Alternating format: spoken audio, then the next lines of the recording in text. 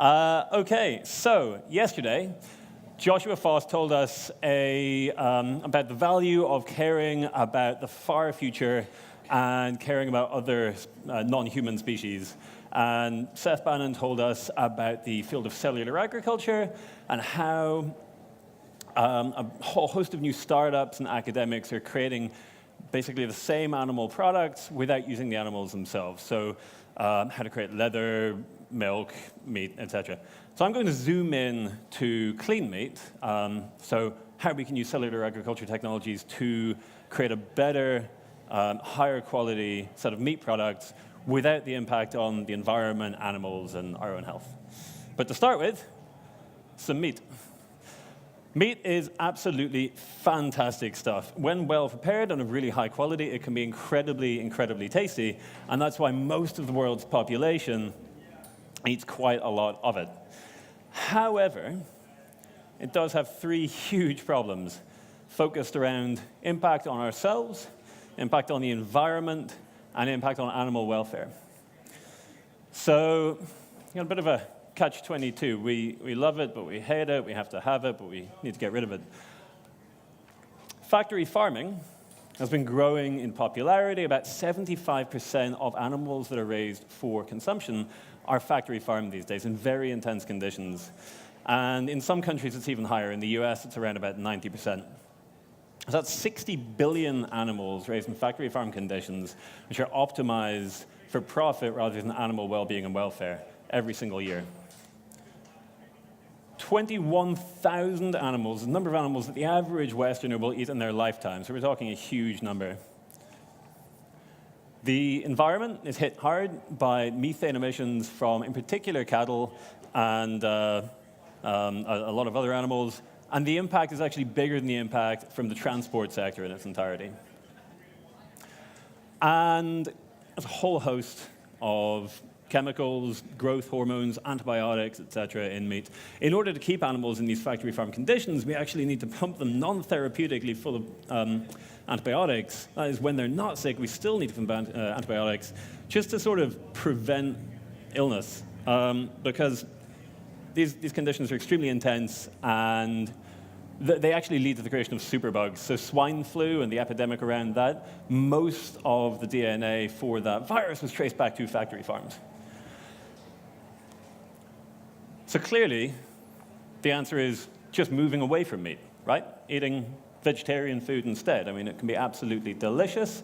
You can prepare incredible, incredible meals with vegetables without using meat, and you have none of those problems.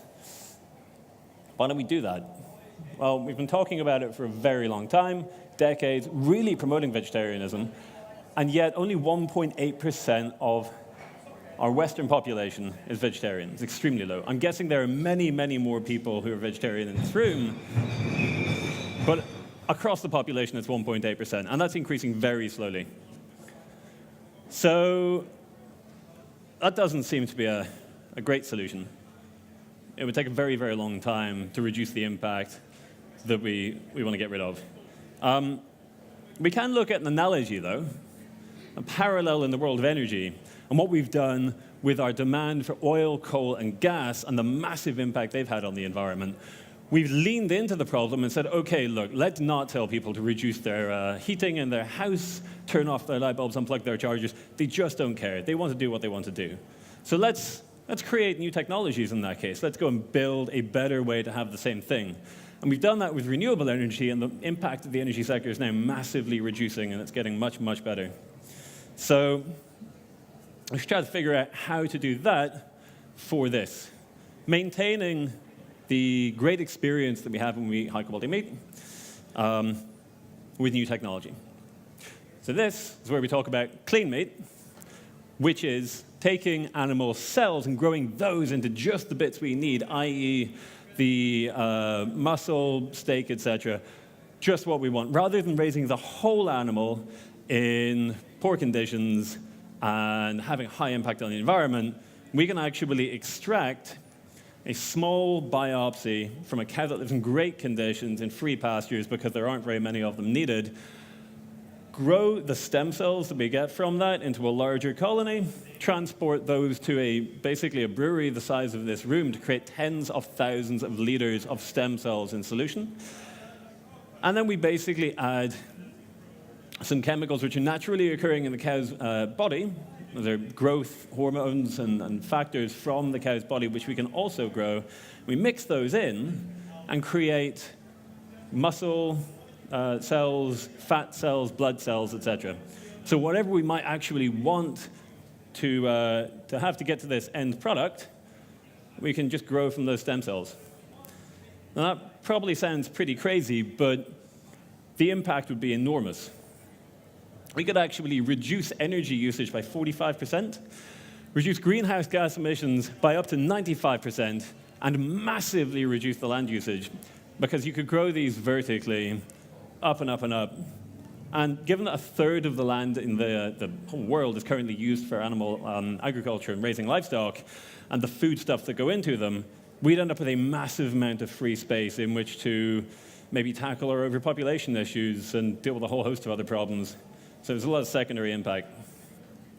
Oh, I should mention as well that the animals, because they're not animals per se, and they aren't raised in factory farms, this would be antibiotic-free, growth hormone-free, free of saturated fat, because we could engineer that out, and it would basically be only the good stuff. So where are we with this? Have we got it in our shops? I'm guessing nobody's seen any products in the shops because they don't exist yet. But a huge number of companies do, and more are appearing each year. Memphis Meats on the left here. That's the one that, if you have heard of this industry, you will have heard of. They are growing quite rapidly, but they're still fairly underfunded. The research alone in this space, if done in academia, can take hundreds of millions of dollars, and there's no reason for us to think that private companies would necessarily be much cheaper. A lot of other companies have been set up. We've got companies in Israel. Japan is starting to look at this. They're popping up all over the world. And there's a lot of investor interest. So Kimball Musk, Elon Musk's brother, Bill Gates, and Richard Branson have all invested heavily and are saying a lot of good things about this field. It's not a smooth road forward, though. To get to the stake that we really want, it's going to take about a decade. And on the way, we need to tackle some big research and development problems, as we said. Taste needs to be exactly the same. And this is where it gets interesting, because animals have, sure, a lot of muscle cells in them, so you're going to eat those, but the taste doesn't actually come from the muscle cells. The taste comes from other naturally occurring compounds and things like the fats that they have within their bodies. And each animal can taste slightly differently, not just different types of animals. So how do we get that flavor? That's very important. Public opinion, I'm seeing some pretty skeptical faces here, which is great because there's a good challenge to overcome. Some people think this is completely batshit crazy. Yeah, that's just, it's another obstacle in the way. Production costs are coming down quite rapidly. We'll look at that in a minute. And regulation is interesting. We don't know how the FDA and other organizations are going to see this. Is it Franken meat? Is it totally unnatural? Is it more natural than factory farming, which doesn't seem itself very natural? We don't know. So we've got to overcome these. We're doing it, though. On the left, we can see that we have $3,300 per gram. That's per gram, right? So massive costs when we started doing this about 5 years ago.